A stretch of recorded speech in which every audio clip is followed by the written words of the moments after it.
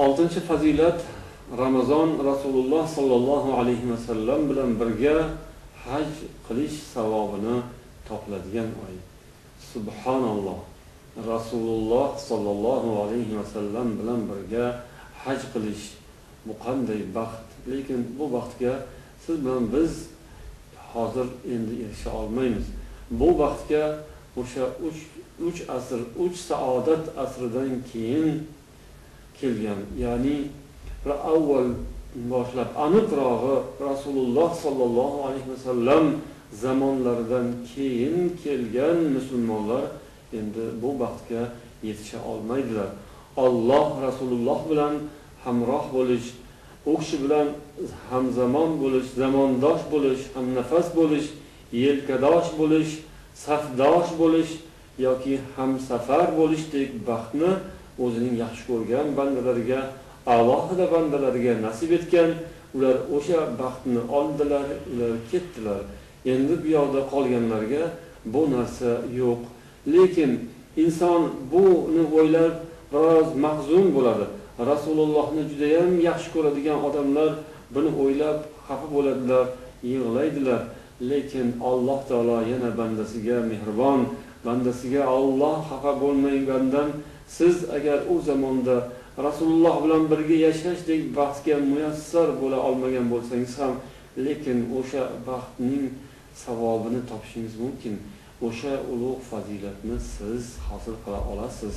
Siz u zotdan keyin uzoq zamonlardan so'ng dunyoga kelgan bo'lsangiz ham yoki u zotdan uzoqda qolgan bo'lsangiz ham, u kishining yurtlaridan olis minglab chaqirim olislarda hayot kechirayotgan bo'lsangiz ham, agar siz Allohga yaqin bo'lsangiz, payg'ambarga yaqin bo'lganingiz, agar siz mana shu Ramazon oyida chiroyli ibodat qilsangiz, ilojini topib agar siz Ramazon oyida umra hajjini ado qiladigan bo'lsangiz, Rasululloh sallallohu alayhi vasallam bilan birga haj safarini ado etganning savobini olasiz degandek marhamatni Rasululloh orqali Alloh bizga yetkazgan.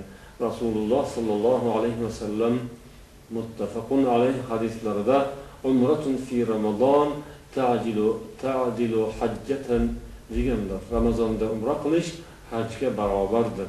Yana bir rivoyatda ta'dilu hajjatan ma'iya, men bilan birga haj qilganning savobiga barobardir deganlar. Bu demak Ramazonning 6-fazilati edi.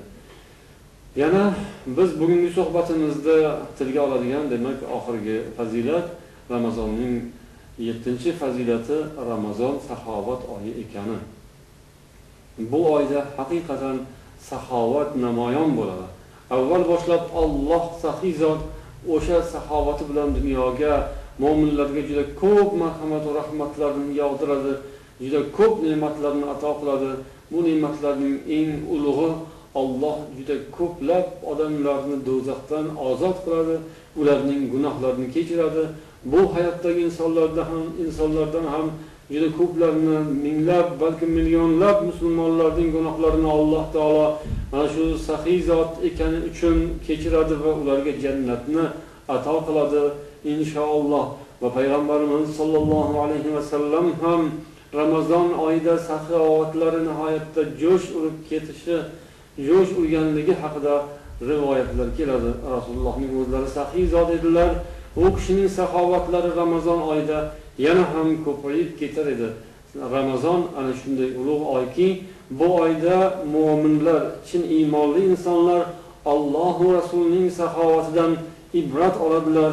Ularning ham saxovatlari jo'shadi, ularning ham qo'llari ochiq, dasturxonlari yozib, ulardan ham ko'pgina faqir va miskinlar, kambag'allar, muhtojlar foyda topadilar, xursand bo'ladilar.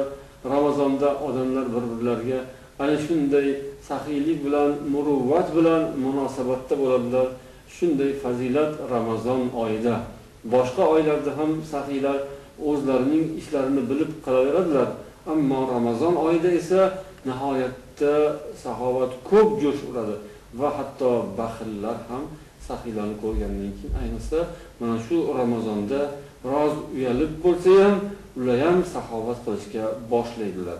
Qarabsizki, Ramazon oyining fazilati hatto baxillarga ham ta'sir qiladi.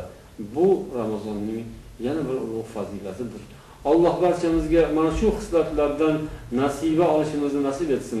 Kimning himmati ko'proq bo'lsa, uning oladigan nasibasi ham shunga yarasha bo'ladi. Kimning harakati, iymoni, e'tiqodi, ixlosi chiroyli, mukammal bo'lsa, oladigan savobi, Ramazondan hosil qiladigan xislatlari, fazilatlari ham ana shunga yarasha mukammal bo'ladi.